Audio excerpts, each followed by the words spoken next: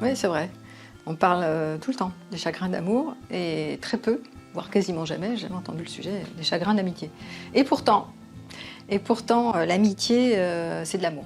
L'amour pur beurre, de l'amour précieux, l'amour inconditionnel qui rejoint donc l'amour sacré. Hein. Et pourquoi, déjà, pourquoi est-ce que c'est plus facile d'être dans ce type d'amour élevé en amitié? Parce qu'il y a moins d'enjeux, on met moins d'enjeux en général.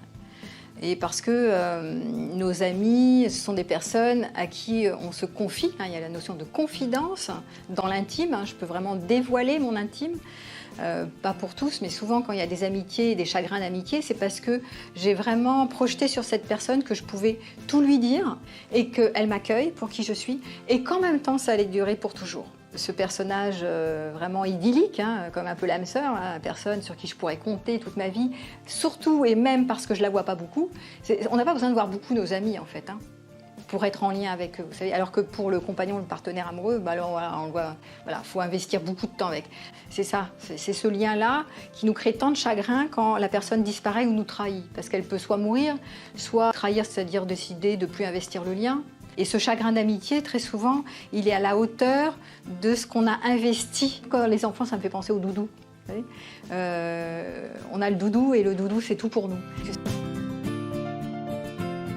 qui va être important, c'est de réaliser ça et de se dire mais non, il dépend de moi, je reprends ma responsabilité en main, il dépend de moi de vivre de l'intimité, parce que là, dans l'amitié, il y a de l'intimité. L'intimité, c'est bas les masques.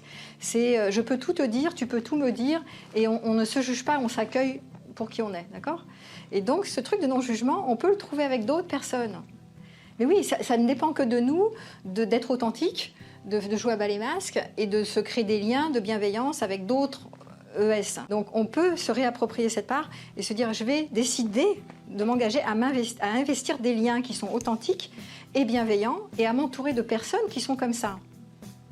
Voilà. Et c'est pas forcément des liens d'amitié pour toute une vie, mais ça peut être même ponctuellement. Ponctuellement, je vais me faire peut-être ou des nouveaux amis ou des anciens amis sur qui je vais passer des moments, sur qui je vais pouvoir avoir des moments d'intimité comme ça, hein, de vraie authenticité.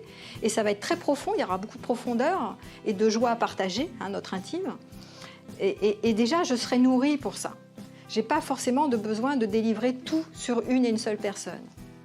Voilà. Ouais, c'est clair ça. Je crois que j'ai dit assez clair. En plus, c'est ce que je fais, donc c'est pour ça que ça marche bien. Mais oui, ça marche super bien ce gars. Ça marche.